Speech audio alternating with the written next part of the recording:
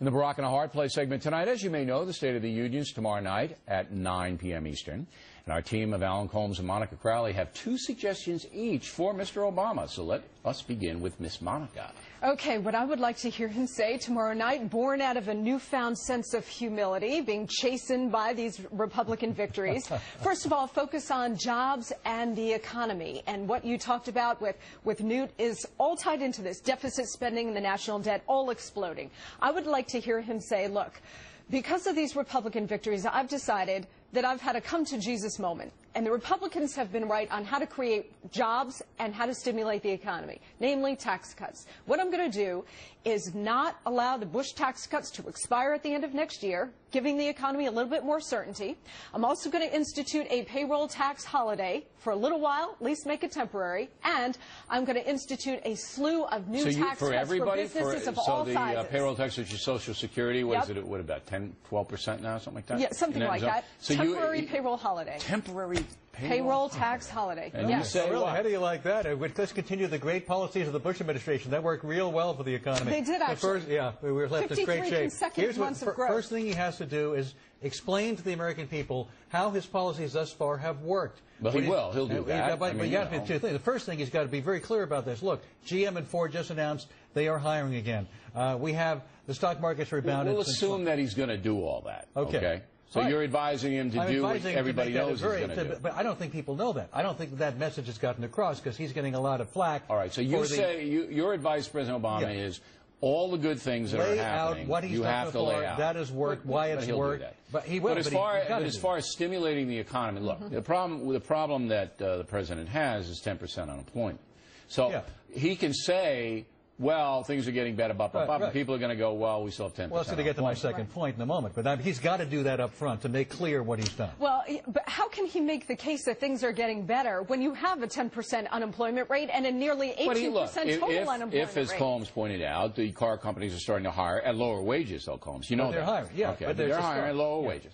You know, it's something he says, this is a good sign. It shows that we weren't totally ridiculous by propping these people up. Well, but I think that what you've seen in the rejection of these Democratic candidates in these 3 big states over the last couple of months is that voters are rejecting the wholesale attack on the free market with bailouts, stimulus, cap and trade, and, of course, the government overhaul of healthcare. If things do get better, won't they say, well, now that it's working? That's a big if. Right. So far, we do not have that. He's going to have a very difficult time making that case tomorrow night. But he's going to make it. You agree with He will try. Yes, he will. Okay. Second thing? Go. Second thing, terrorism. I think that in the wake of the Christmas Day bomber, he's got to look a lot stronger in this. So what I would like to hear him say tomorrow is this. I've learned my lesson here. I'm no longer going to treat this as a law enforcement issue. I'm going to treat it as acts of war against the United States. Therefore, as much as it kills me to say this, President Bush was right on counterterror. I'm going to keep Guantanamo open. I'm going to use enhanced interrogation techniques. I'm going to indefinitely detain terrorist suspects. I'm going to use rendition. And I'm not going to bring Khalid Sheikh Mohammed to New York. Now, I know that's asking a lot, but I think if he does that... The odds of that happening... I know. Let me try to put that in perspective, Lady B. The odds of that happening are the same as Colmes taking Manning's place at quarterback for the Super Bowl. Okay? Now, Monica, we asked you to come up with some suggestions, not the Twilight Zone. But he's not going to do that ever. I understand. This is my wish list, Bill, because I think he could gain a lot of credibility even if he announces just one of them. The Khalid Sheikh Mohammed my beloved sister-in-law wants the Bush administration to come back. Yes, I do. You want the same economic policies, and you want the same illegal, unconstitutional policies. Colmes, there's no doubt, and I'll get just your second one in a moment, there's no doubt he's getting hurt on the terror front.